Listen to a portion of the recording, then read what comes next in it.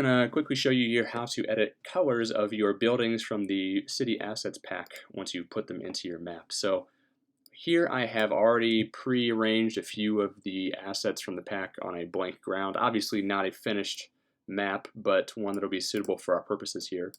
And what I would recommend you do as you are assembling the buildings in your file and merging them is trying to keep them collected in different layers, arranged by whatever sort of color rule you might want to apply there. In this case, you can see I've kept all of the cool buildings in one layer and all of the warm buildings in another layer. And what this will allow me to do is once I've got everything assembled, assuming, imagine a complete city here, is I could double click on the layer of one of the buildings. And in this layer style window that will pop up here, there are a lot of options. For now, we want the color overlay option, which you can see when you click it will put the default gray that it has for you as a normal overlay over everything, sort of graying everything out, which isn't really what we want, but you can see if we alter the blend mode from normal opaque gray to a different blending mode, like for example overlay, it will, it doesn't really do anything because it is gray. Let's try changing that color. Promise I'm not crazy. There we go.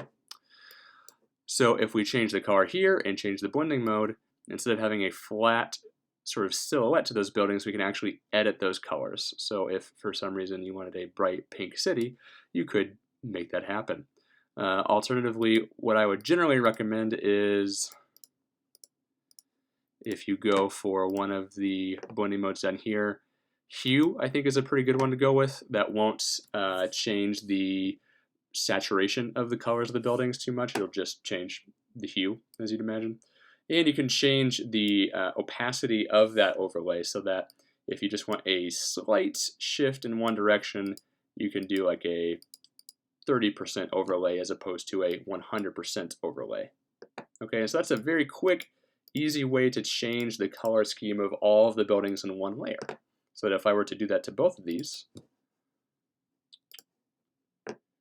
you see it'll save the last one you did there. You can use the plus sign here to make different color overlay options so you can check between them if you have different ones you want to save.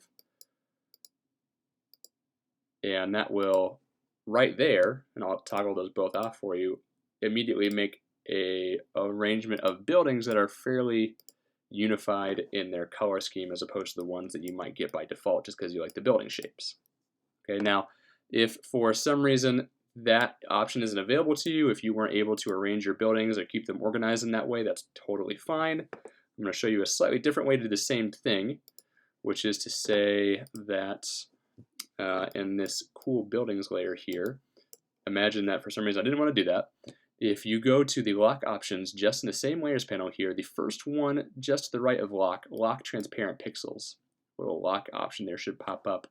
What that'll allow you to do is if you go to your brush tool with just a flat generic brush and grab a color of some kind, go for sort of the same greenish hue I had before, and up here same thing, same blending modes that were available in the color overlay are right here again. So if I go up here and select the hue option, what this will allow you to do is just drag over each of these buildings and change them to whatever you might want. And again, you can edit the opacity of the brush itself if you want that to be a more subtle change. Okay, and this could be nice also if you want to just try arranging the colors of individual buildings within a layer rather than changing the color of an entire layer. Okay, so a lot of different ways you could edit the colors of the buildings in a map like this, but those to me are the most easiest, beginner friendly and fastest way to edit those colors. All right, have fun.